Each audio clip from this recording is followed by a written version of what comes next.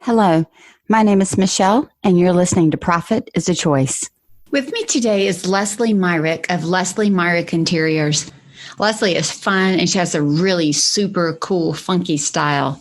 And she's going to share with us today the challenges of moving 3 times in 5 years and how she has constantly had to restart her business. There are some lessons learned and insight gained from these moves that can assist us all, no matter where we are in business. Listen in as Leslie shares how simplifying her offerings has been freeing and more profitable in her business, and as she shares the one big thing that helped launch her business in a new state.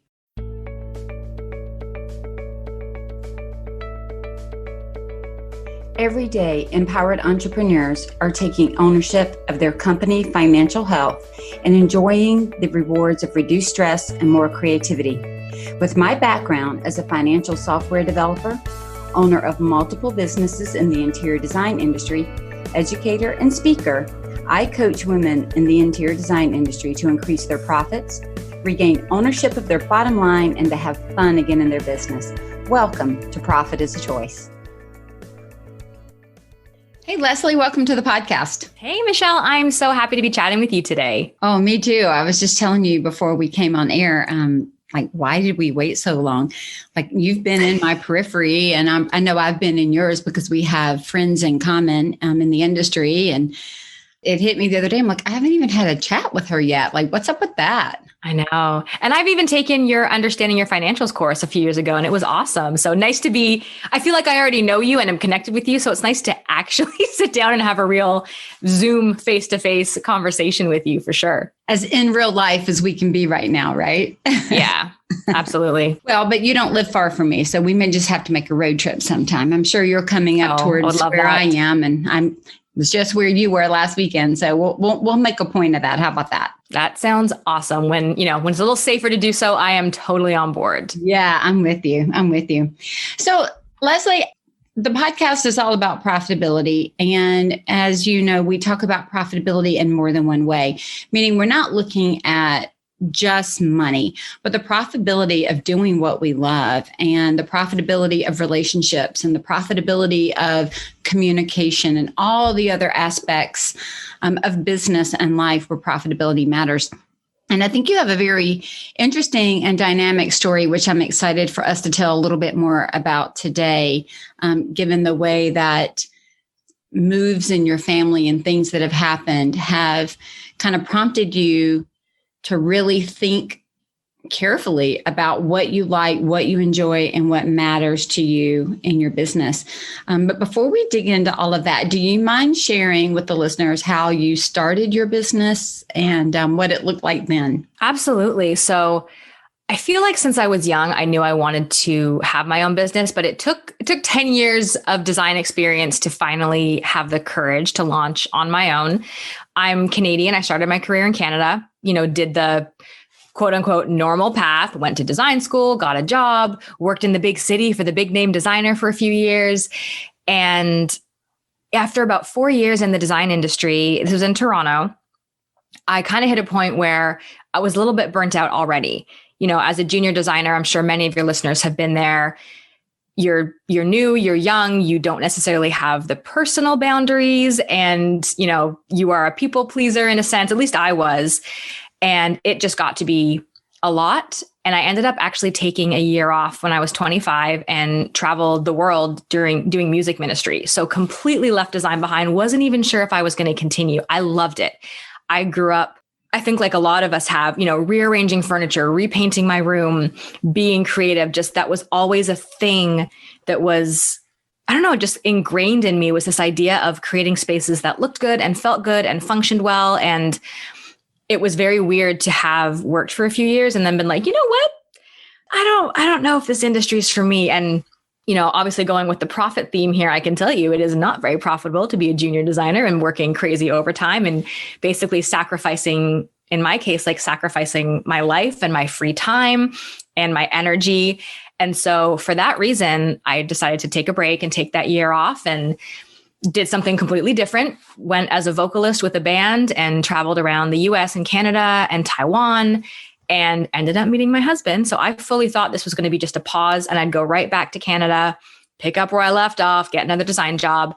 And instead, it kind of started this really interesting trajectory I had never predicted of getting married in Minnesota, where my husband's from. A few months later, moving to Southern California for him to do his master's. And that's where I continued my design career. I ended up working for a home retailer at their corporate headquarters. So I wasn't doing residential projects, but I evolved into a role where I was doing set design, styling, staging of home interiors, of residential interiors. So it was a really, really fun way to explore different tastes and aesthetic and styles that weren't necessarily mine. But, you know, if we had an event or a sale that was all mid-century, I was designing a mid-century room. If it was traditional, you got it. I can pull that off. So that was great experience. I ended up doing that for 4 years. At that point, we knew we were going to be moving to Texas. So another move, if you're keeping track, that's Ontario, Minnesota, California, and now Texas. And I knew that at that point, I had been in the industry almost 10 years. And I knew that that move was when it was time to go on my own. So I ended up hiring a business coach in California, which I am 100% on board, work with coaches, hire smart people, learn from great people. There are so many designers and experts who have walked the path before you, who can give you very helpful shortcuts and information to make profit happen faster, to make the process smoother. So I'm really, really glad I did that.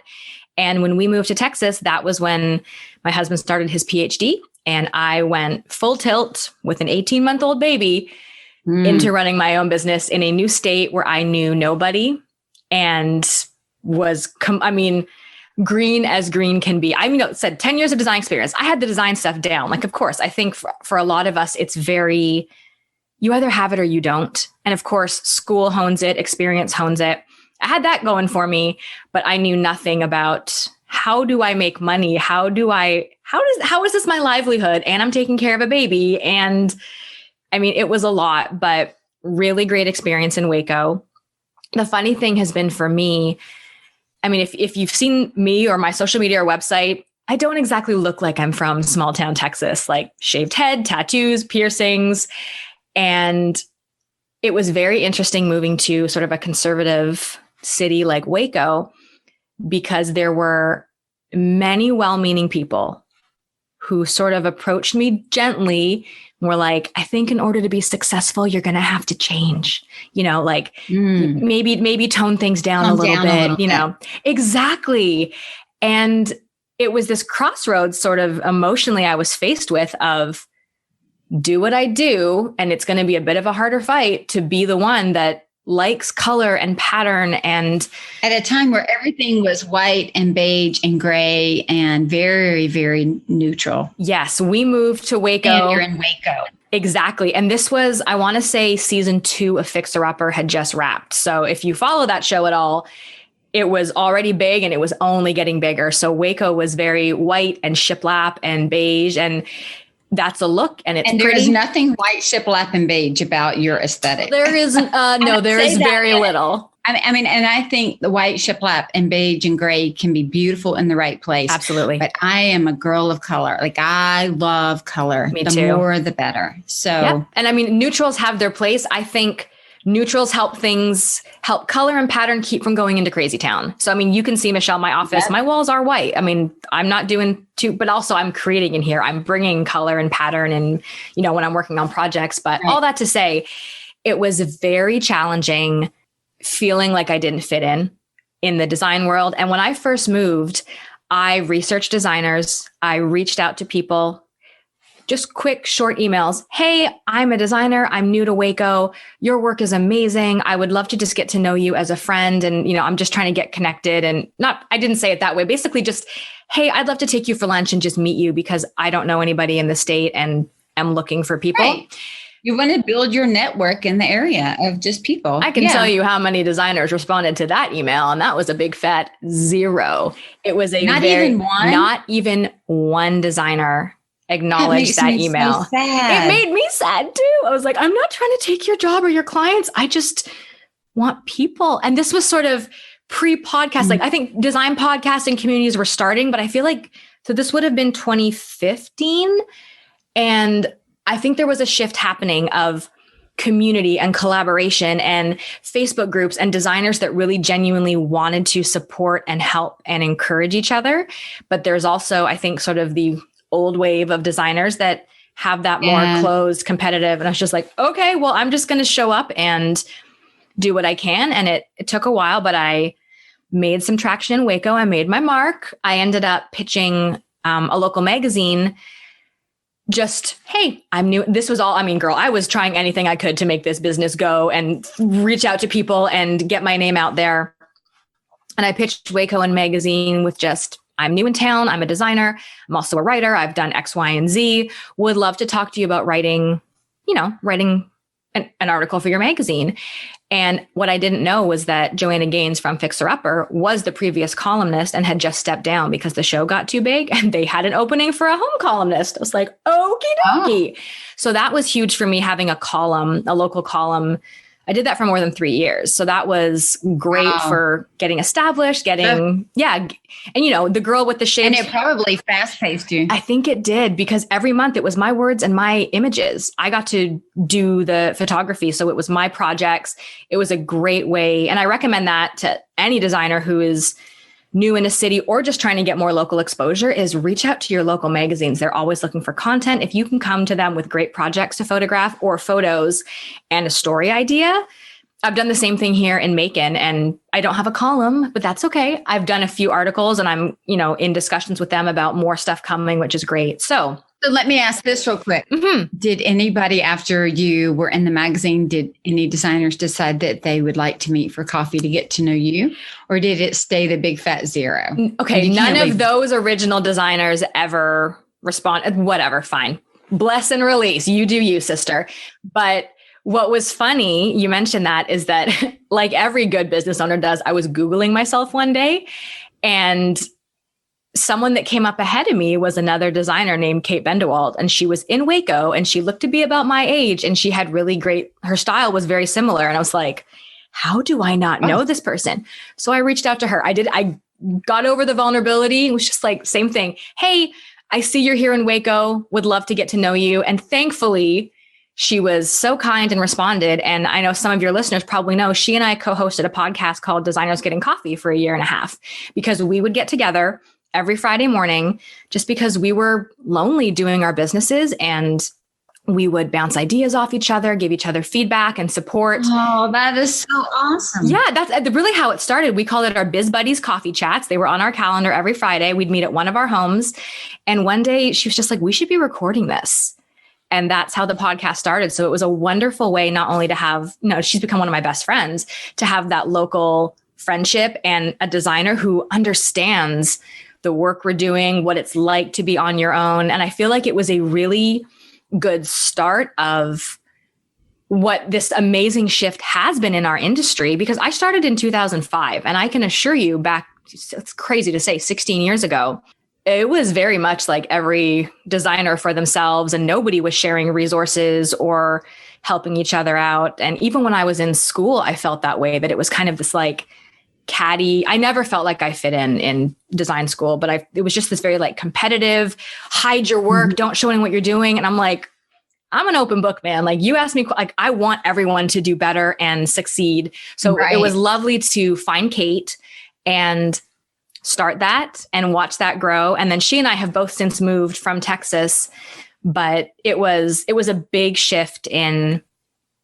how maybe not even so much in how I did what I did. I learned a lot from her, but sort of how I felt about being a business owner, being a designer. Everything just felt more whole and complete and enjoyable. And it wasn't so scary, lonely, you're the weird girl in Texas, you need to change your style. It's like, no, there's room for all of us. We can help each other. There's always things, small things I find you can learn and tweak and put out there and have an impact and be really satisfied doing the work that you're doing. I love that. All right. So before we go forward to your next move, because I think this next one's, we're really going to be able to dig into a few more things.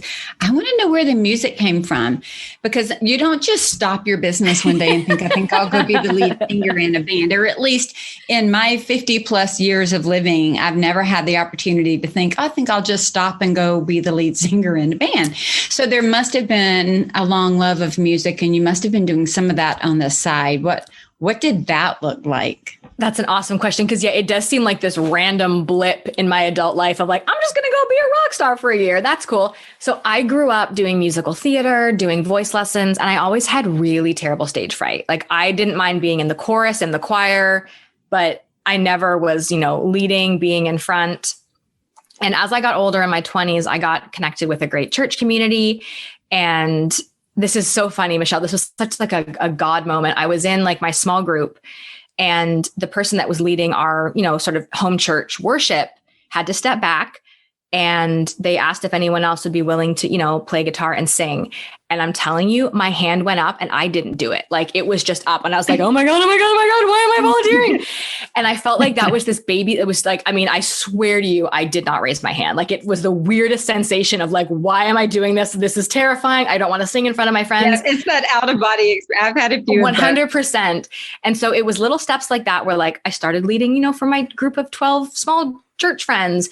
And then I auditioned and I almost didn't get out of my car. I remember sitting in my car being absolutely terrified, but I ended up auditioning to be on like the worship team on Sundays. So I would do backup vocals, and I got more comfortable being on stage, even though I wasn't leading. Sometimes I was, but little tiny bits, but it felt safe by then. And then I want to say I was 24, and I just got this like feeling of like, you know what? You're not married. You don't have kids. You don't own your own home. Like, I was living in Toronto and renting. It's like, I could do some sort of missions trip or just do something. And of course, I was very disenfranchised with the design industry and feeling like, you know what, we could change things up right now. Right. And I was thinking I could go on a mission. I could go build houses somewhere. I don't know.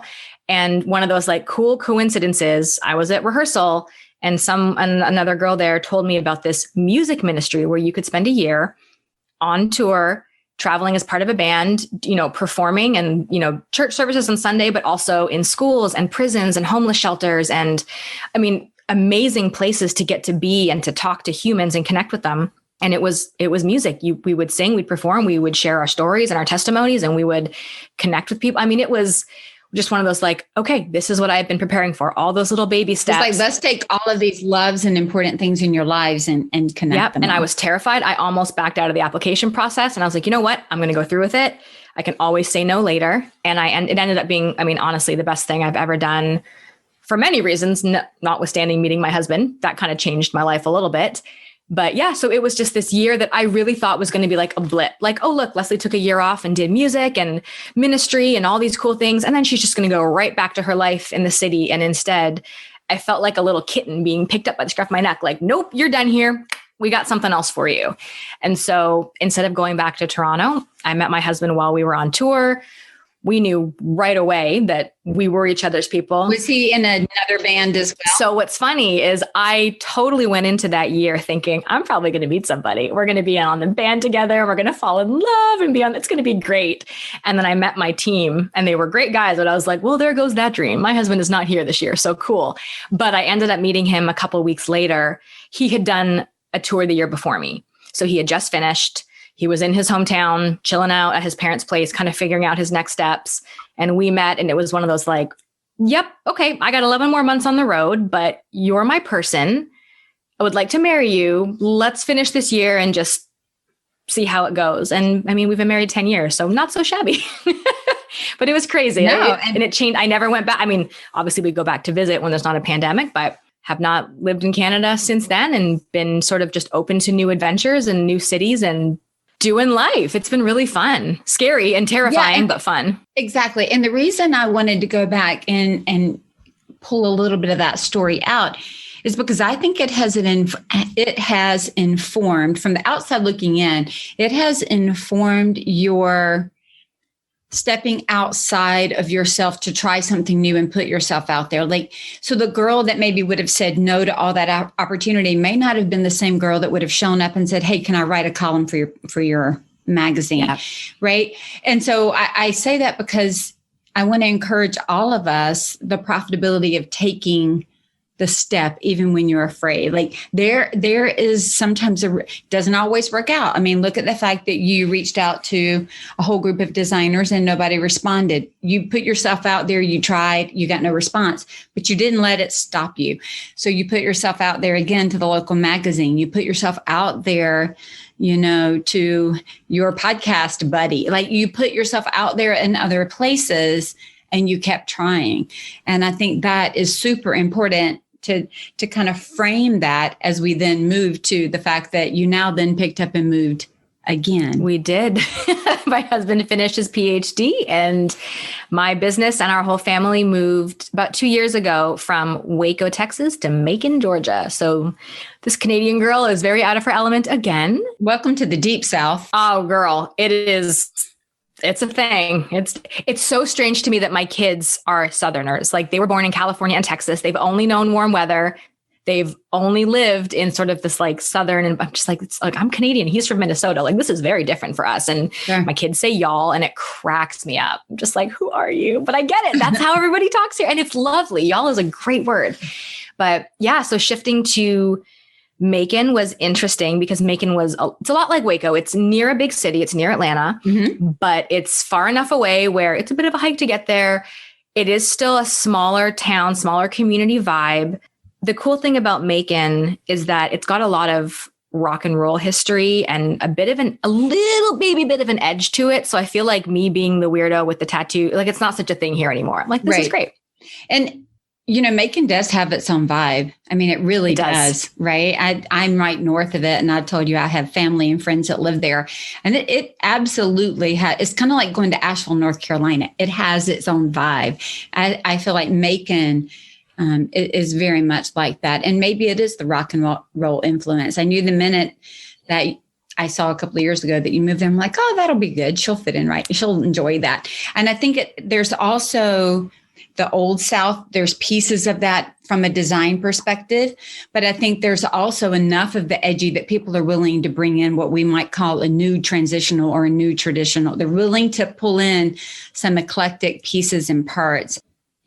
They're willing to have some color and some life. We like color in the South. Yeah. We like a lot of color. It's been a fun mix. And I feel like Macon has color. Definitely. I mean, there's a lot of traditional leaning buildings and people and whatnot. But I think there is also this, let's take a historic home and keep these beautiful bones, but let's add cool wallpaper. Let's add a modern chandelier. I mean, these are just simple examples, but it's been fun to see people willing to take this classic tradition and spin it, give it a little twist, like make it a little more playful, even though it's very formal and traditional and, houses are very symmetrical and they're beautiful.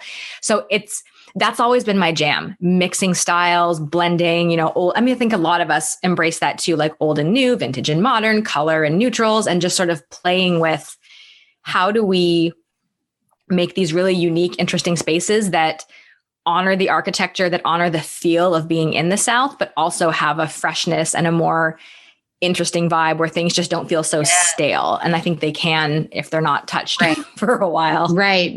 And I think Macon is primed for that. I mean, it really is. So it's been fun to watch some of what you've done and how you've moved forward there. Tell me this though. So if for people that are not keeping up, I think I wrote it down. That's 5 moves in 3 years or 3 times in 5 years in 3 different states, not counting where you started. Right. And Minnesota doesn't even, that was sort of a transition year with ministry. So I lived with my in-laws for a bit, but then really our moves as a married couple, as a family, were California for 4 years, Texas for 4 years, and now we've been in Georgia for 2 years. So yeah, we haven't been in one place very long, not long enough to really plant roots. And that's one struggle I've had, is that there's an analogy, and I'm going to botch it, but go with me. Analogy about a rocket ship, where something like a rocket burns 90% of its fuel on takeoff, and then it uses the last 10%. It's kind of coasting. It's done the hard work. It finishes its mission, it flies on home. Right. I feel like I've been burning jet fuel for 6 years. I'm like, when do I get to coast? Because I might have been, 16 years in design, almost 6 years on my own. And I still feel like It's tough. It's a 2-year-old business in Macon. Exactly. And more than a year of that has been in a global pandemic. And so I have to just remember to have a little bit of grace with myself. It's okay. And the first year is and you have young children. Yeah. I mean, you had practically a newborn when you moved there. She was, 18 months. She was almost 2. And then my son would have been 5 when we moved, I think. So, I mean, we had littles. Right. That's hard, managing, moving and littles and then starting over. And so that's something that you have a lot of, I'm going to say success with, but also practice in is starting over. And I just want to applaud you for continuing to start over because, even when we're in the same area, we may have to start over due to a life event or due to something that happened or due to, all kinds of things. I've started over multiple times. Once was just due to health. I couldn't continue the business that I had with the health issues that I had. And so starting over is not easy, but it can be fun and it can be exciting. And the cool thing is, I'm on my 3rd, 4th business iteration of things that I've started.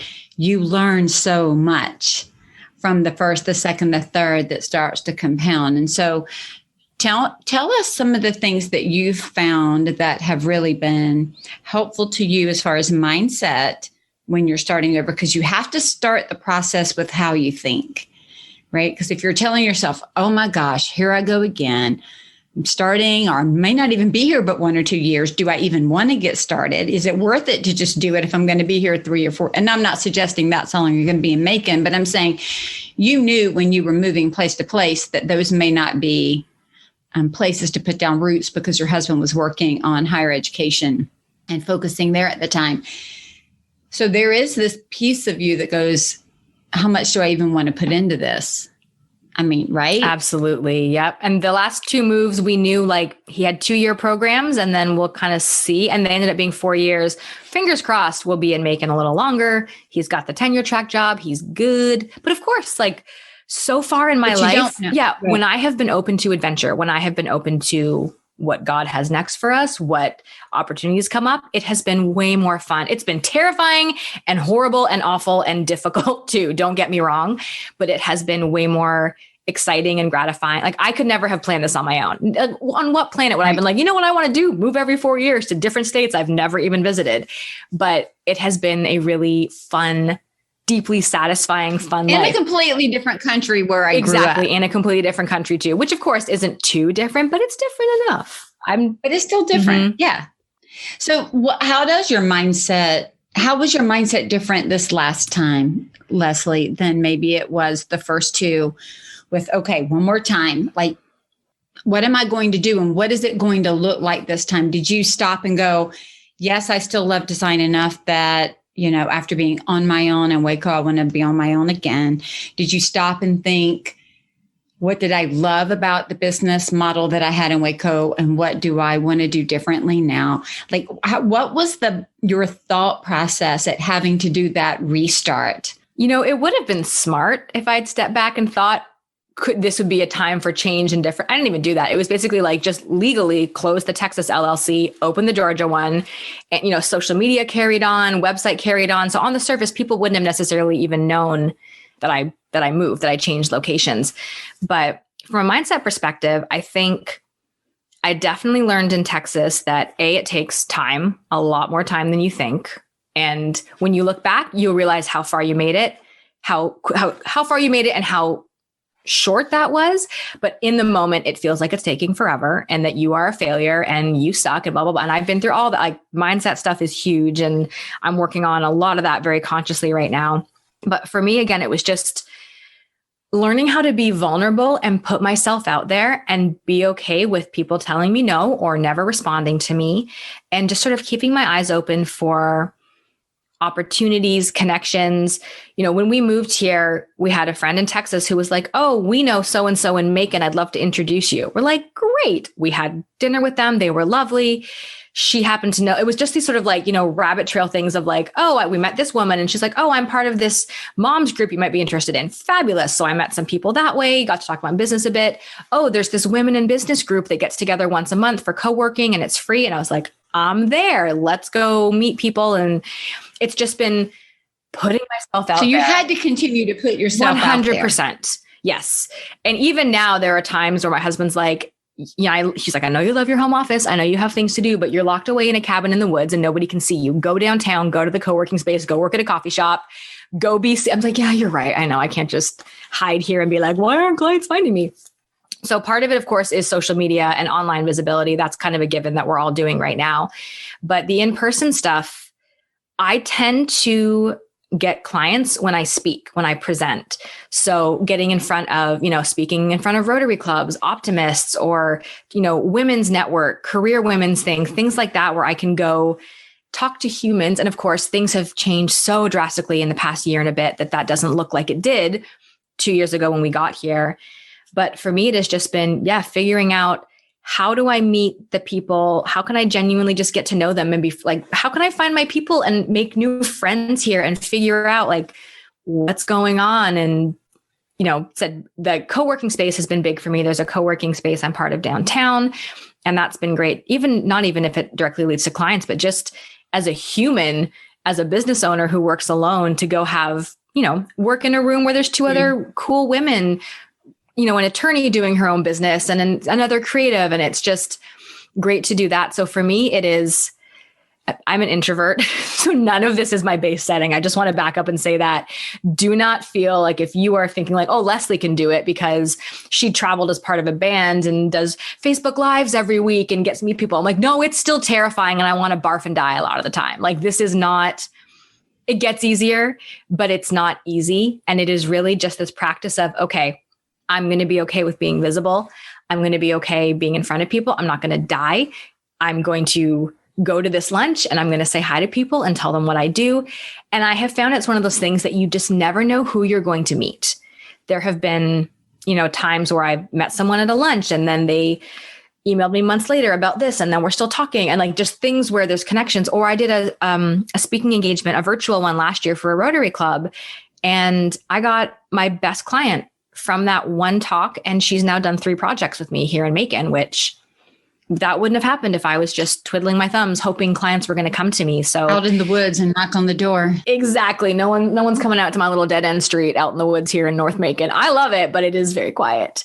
So that's sort of what I would just want to encourage designers to do is you need to get out there. You need to be showing up online. Absolutely. Do the videos, do the Facebook Lives, put out great content. Yes. But also go meet human beings, get into groups that feel like a good fit. Even I have a home office and I still joined a co-working space downtown because it's a nice change of pace. And there are humans, there are people that I can get to know. And most of the designers that I coach and work with are not new to a city. They have a network, they have friends and family already. And that's a huge advantage when you are starting or starting over, is that you have people there. And of course I still have that, but they are in Canada and California and Texas. And I do tons of long distance work, but getting connected locally, really getting started has been very much stepping out of my comfort zone and extroverting, which is difficult, and just sort of being okay with being rejected. I guess you're never okay with it, but you understand that not everyone's going to be for you or on your team or on your side or care. And that's okay. You go do you and be open to the possibility of what's going to happen. Yeah. I think that has been I'm an introverted extrovert. So I love being on stage. I love doing some of those things. I don't love the video pieces of it. Like there are certain pieces of all of it that I just want to come in and talk and get to what we need to get to. And then I'm ready to move on. I like deep conversations. Mm-hmm. I don't like a lot of the extroverted, fluffy stuff. Do you know what I mean? Like all that little nice mingling and all that. I mean, I like being kind. I like saying hello. Don't get me wrong. But I like really digging down and understanding and like having these kinds of conversations. This fuels me. This gets me excited.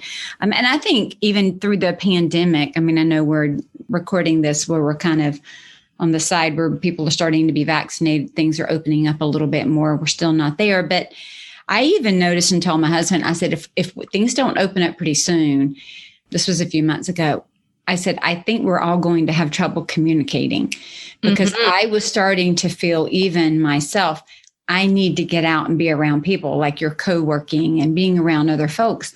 All of a sudden, it was this, I don't even know how to behave in public. And I mean, I wouldn't do anything stupid, Yes. but almost this anxiety to go out again or to be around people again, things that I'd never felt before. I'm realizing my clothes are a year old. I didn't buy anything because where am I going? I'm going upstairs and downstairs into the backyard. And, for the longest time, we didn't even go to the grocery store. We just had everything delivered with all of my health issues. I wasn't out and about. And now starting to be able to get out and about a little bit more safely, you're starting to realize there's some of those tiny nuances of that, like you said, connecting with other humans that can easily be missed if we don't work at it. And I think that's the same thing about being vulnerable and putting yourself out there. The more you do it, the easier it gets. And I think it's true for all of it. I know even now, not every single person that reaches out to talk to me about coaching, do we agree to work together? And it's not supposed to be that way. And it's okay. So it's like getting your head in the mind space that not every single person is meant to be connected in that particular way or in that way now, maybe later.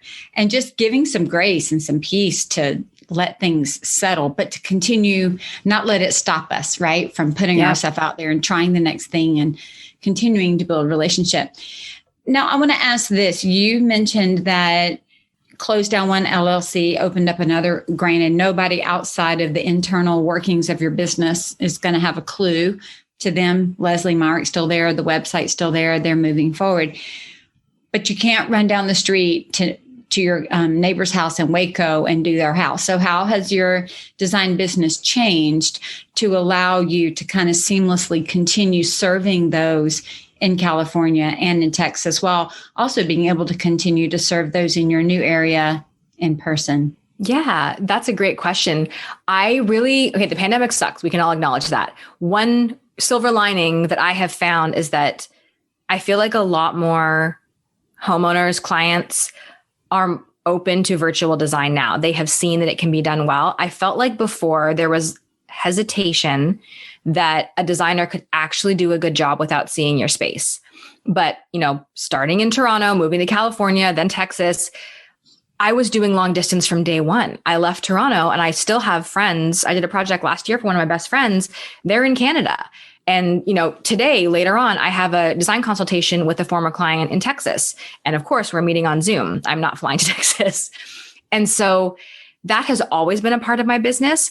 I will say the virtual design, it's not my favorite. I would absolutely rather be there in person, in your home, in your space. And I think we all would. However, the ability to serve people, to meet clients, our ideal, amazing clients, regardless of location, is huge and has been such an asset. And so one of the things I've been working on this year, it's funny, yesterday, I was listening to a Marie Forleo podcast and she had a quote where she said, "Simplify to amplify." And it was just like, got it. Like it was just simplify to amplify. And it was so in line with what I've been doing this year, because I think like a lot of designers, I fell into the trap of, well, I want to meet everybody where they are. And of course I had a niche and I had a point of view and there was sort of an ideal client, but, on my Work With Us page, it was, we can do a consultation, we can do in person, we can do full service, we can do design only, we can do virtual e-design, we can do, and I had like 6 options. And it's like, well, yeah, no wonder people are confused. Like they don't know what they need. They're not going to self-select from that. And so I was going through another program and with another coach earlier this year, I'm just wrapping that one up. And she really helped me simplify my services. She's like, why do you have e-design and design only? I was like, well, e-design is for long distance and design only is for in person. When they're really about the same thing. It's exactly where this is going. You saw this one coming along before I did, Michelle. She's like, why would you charge less for e-design, which is design only, than you do in person? I was like, well, there's travel and in-person meetings. And then I also do concept design first and then detailed design, whereas the e-design's a little cheaper and it's just design and it's less communication. She's like, which one do you like better? Well, design master plan. I love my core values in my business are adventure, organization, and connection. And I felt like with the e-design, the way I had it, there was no connection. It was very transactional. Yep. Here's your design. Thank you for your information. Boom, move on. it might have been profitable, but it wasn't fun or life-giving But I would say profitable, maybe monetarily, that's again, but not profitable for your enjoyment. Bingo. They were not profitable for like your excitement, your own edification. It's like, why would I do? I know I have gone through year after year and said, if it doesn't bring me joy, I am no longer going to offer it, because at some point it's not best for my client if it's not best for me too. Right? Because I'm not showing up excited and energized. I'm showing up as if, like you said, it's very transactional. And I'm not going to build a business that's transactional. I agree. And what I found with those e-design clients was I was going above and beyond anyway. I was sending concepts. I was doing more communication. Of course, that meant I wasn't as profitable anyway, because I was spending more time than I budgeted. Right. Anyway, where we landed, and I love, like, it's so like smack yourself in the forehead simple that I was like, oh yeah, we can do it this way. It's just like, you don't need e-design and design master plan. Like, your design is your design. You design. That's right. It's like, okay. Whether I'm doing it with you or not, it's no different. Exactly. And so my process now has been simplified to 5 steps. We do a video consultation call. That's actually new to me. I used to do phone calls, but I don't know. I feel like a lot of people in my age bracket, like, 30s, 40s, don't like the phone. And honestly, I have found I am way more successful at getting clients on board when I can see them, when we can talk face to face, than I hate being on the phone. I don't know why I did just phone calls for years. I love this new model of a video 20-minute consultation call. And I've had so much more success because there's the connection. You can see each other. Mm-hmm. You can sort of bond while you're on that call. Anyway, step 1 is the video consultation call. Step 2 is the 2-hour consultation. Easy peasy. A lot of clients, I'm sure with other designers too, some clients just want that and they're good. For other clients, it kickstarts a project. Then is design master plan. That's kind of like my signature service where, it's the same level as full service, same high touch. We're in your home, we're measuring, we're meeting with trades, we're discussing things, we're doing this incredible design plan, but we hand off a buttoned up package to our clients and say, it's all yours, go make it happen. And they love it. So that's one option. Or if they want to continue, we can then do step 4, which is implementation, and step 5, which is the room reveal and styling. Boom. It's so simple. And I don't know why I fought this for so long and had 75 options. It's like, no, it's steps. We do the call, we do the consult. You want design and we're done? Great, we're done. You want us to keep going? We'll keep going. Then we're done. So I have really found long distance design fits very neatly into either my design jumpstart consultation and or design master plan. And that's like, again, these are the things I want to be doing. I love those 2. I love the 2 hours, even if it's on Zoom, face to face with somebody, connecting with them, helping them with their home, seeing them respond to ideas and getting excited. And then if they want us to do the design, we are thrilled to, and we, send a beautiful box. They've got all their samples and drawings. They also get everything digitally. And it's been a really, really great way to collaborate with clients in the US and Canada. I think the beautiful part about that is, well, there's so many, but one is you're doing what you love. So then that inspires you and it shows up differently when you respond to the client. Number 2, you're meeting the client's needs. You're not overselling them. You're selling them what they want, what they need, what they can afford, and what they can do. But you're doing it in a very upfront way so that there's not this shopping around you, going around you, because it's kind of laid out up front. Who's doing what and where they're doing it. I think it's also great with young kids. I know some of my moms of younger kids, their whole thing is, I don't mind the design. It's all the implementation that's so difficult. So the more that they can take more design work and then let homeowners self-implement to some degree, the more they have time to do the pieces and parts that they love that are not as draining. And then only do implementation for maybe the larger projects where there is more money and it is more hands off, and you're not fighting upstream, downstream for what somebody wants. You're not forcing somebody to react to the whole design program in a certain way. And so one of the things that I know that I have to coach around a lot and change mindset is sometimes I think it is easy to think that our design firms or our businesses, you could probably plug and play any business, should look a certain way. It should be a certain way. And that's why one of the big things I tell people is I don't do cookie cutter. What I would rather do is say, here are good business principles. And I always start with, who are you? What do you love? And what do you want to do? Mm-hmm. And if you are not jazzed and in love with the things that you're doing in your business, ask yourself why Is there something you can change, add, or delete to make you love it? Or can we get rid of it and add something in its place that you're jazzed about? Because you're going to be more profitable in 5,000 ways. And so are your clients if you do that. So have you also seen with having little ones, not just the pandemic, but also having small children, that your design master plan and some of these things that you've done to tweak have made it easier for you? Absolutely. I think it has simplified things where I know what my focus is.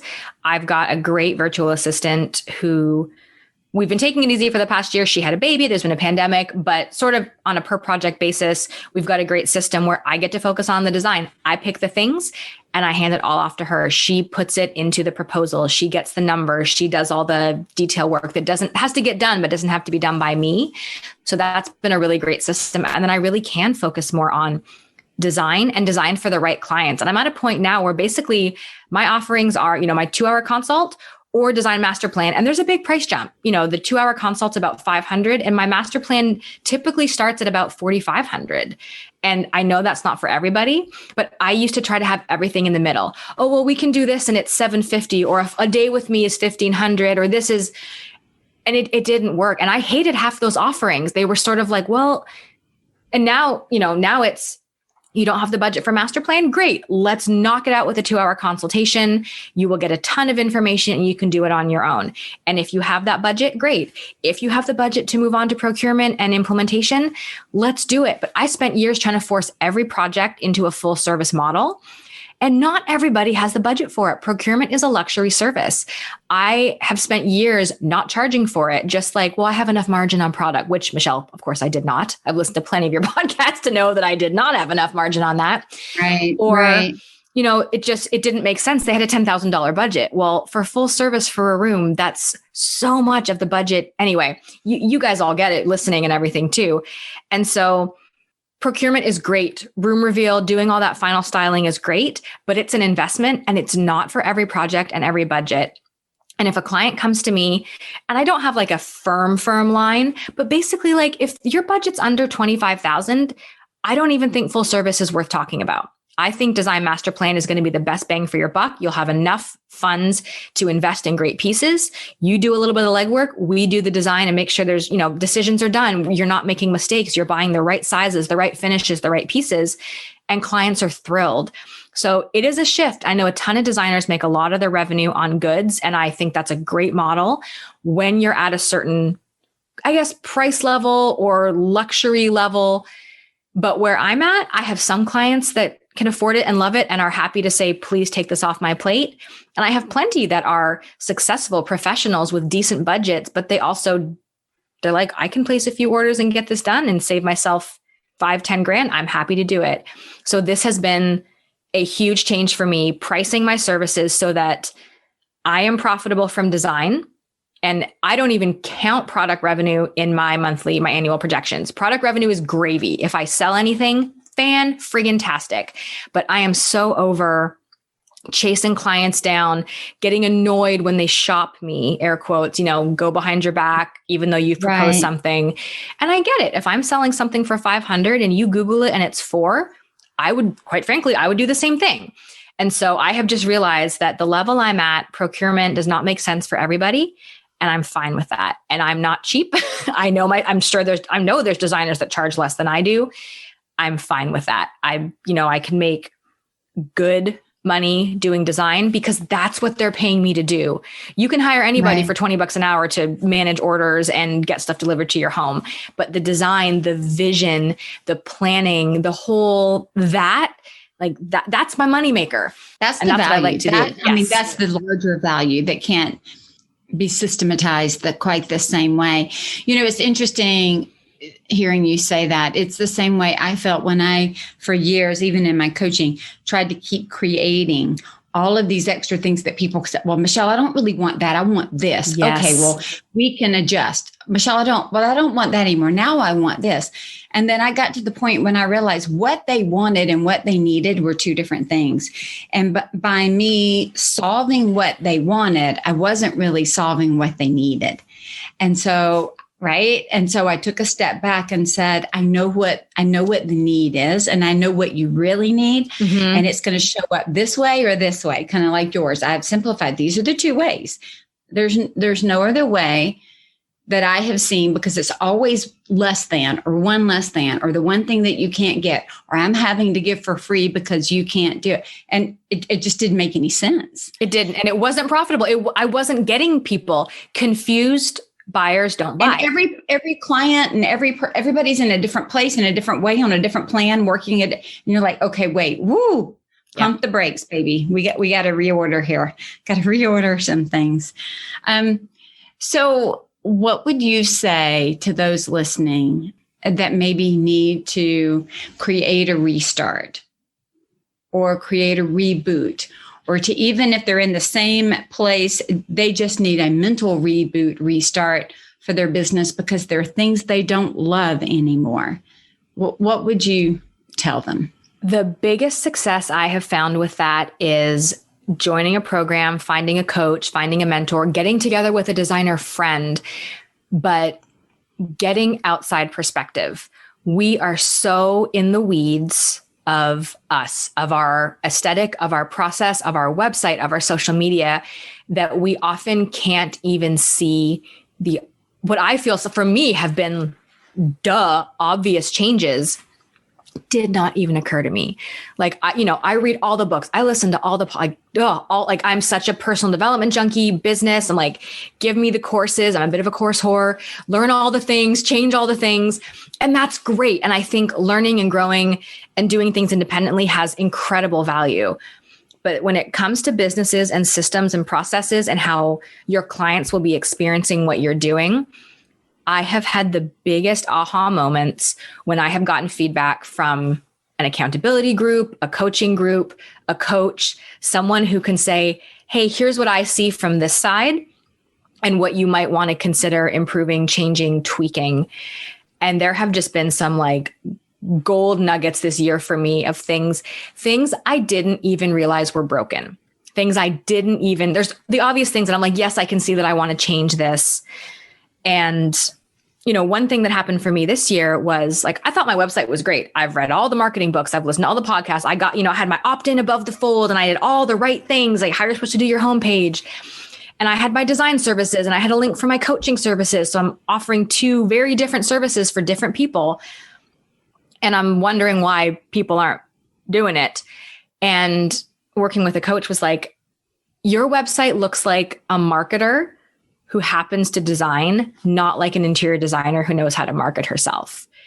And it was one of those like, whoa moments where it kind of hurt. I was like, I've worked so hard at this. My website's my baby. But she was right. I was focusing so hard on trying to do the right things. And, of course, like we're all doing our best. I didn't put that up there thinking, you know what, I'm going to self-sabotage and I'm going to put some crap on my website. Like, no, of course, we're all doing things that we think are going to get people on our email list, convert clients, get them interested. But that shift was huge. She's like, you have so many pictures of yourself. And then she's like, that's great. I get it. You're trying to connect with clients, but I don't see your work. I don't know what you do. I don't understand. I just get, I'm supposed to be buying Leslie and I don't see enough of what you're producing for me to buy into it. And that was huge for me. And so to be able to look at my Work With Us page and realize I had 17 services to try to reach everybody didn't make any sense. And it was, I will say, it was very scary to delete stuff, to tighten up my offering and to say, no, I am no longer doing designer for a day. It can be great. So many designers do well with it. I hate it. Hate it, hate it, hate it. 6 hours with somebody is exhausting. I don't want to do it. I'm not doing it. So really simplifying my process, really simplifying my website, even the resources I have for designers are now in the footer. They're not at the very top because I'm not leading with that. I'm really only working with very select designers at this point. My focus is really on the design side. Another issue I had, and I wonder if other designers have come up with this, is in my top navigation, I had freebies. I've got all my opt-ins, all the good free goodies. Great. I had people signing up for my email list left, right, and center, but those are not the people who are becoming clients. And so even my freebies move down to the footer. It's there. If you find it, fabulous. You're going to get some free guides, free amazing resources. But I want someone to come to my website and know this designer is good at what she does. She's a professional. She's a real designer. She has a process. She knows what the hell she's doing. And I feel confident booking a call with her. And I want to work with her. Exactly. And she's like, I get her style. I see myself in those rooms. Her face is nice. I think she looks like a nice person. I don't know. But I would not have gotten there doing it on my own because I didn't get there doing it on my own. I got there when lovely people looked at it from the outside and said, I think this could change and improve. And that was worth its weight in gold. So of course, do the work on yourself, read the books, listen to the podcast. The resources out there today for free are mind blowing. Amazing. Yes. But and in some ways, I think it's too much, right? It can be. It can be. We don't always know how to apply it or overconsume and then get stuck in analysis and don't move forward. And to your point, I have my own business coach. Even though that is my full-time business, I also invite somebody to look into mine because I don't see my own blind spots. Bingo. Don't see them. That's why they're blind spots. Yeah. Right.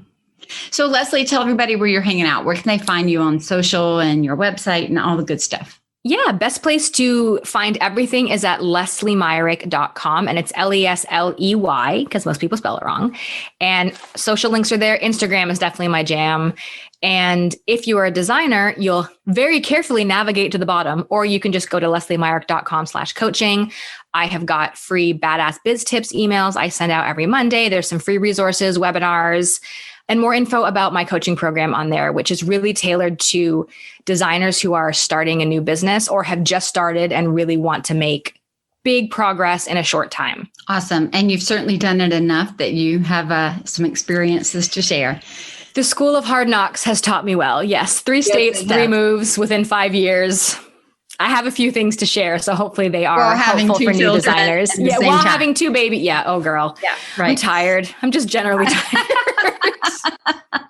Well, you've done an awesome job, and I'm actually kind of glad that we waited to have the conversation because I think it's richer from seeing your entire trajectory in business. And so I thank you for sharing that with us. And definitely, as soon as the world opens up, we're going to have to make a road trip because we're only about an hour and a half from each other. Yeah, it's pretty. And my bookkeeper is a friend of yours. Like it's the small world in the Atlanta area. So yes, we are all way overdue for a lunch date sometime. That sounds awesome. Well, thank you so much for sharing today. I'll have all of this in the show notes, and I'm wishing you much success. Thank you, Michelle. I appreciate it. Leslie, thank you so much for joining us on the podcast. I really love the quote that you shared by Marie Forleo, simplify to amplify. That is such a good phrase to remember. Often, we think that more is more when sometimes less is more. Just such a good reminder. I love to also remind business owners how to be profitable with the businesses that they're building. And it comes from knowing how to build on a strong foundation with intention and then manage the levers of growth that we have, which are people, process, and profits. If you want to learn more, go to scarletthreadconsulting.com and click on the masterclass in the resources tab. Perhaps a great way to end this podcast today is to say this: simplify to create profits, and remember that profit doesn't happen by accident. Profit is a Choice is proud to be part of the designnetwork.org, where you can discover more design media reaching creative listeners. Thanks for listening, and stay creative and business minded.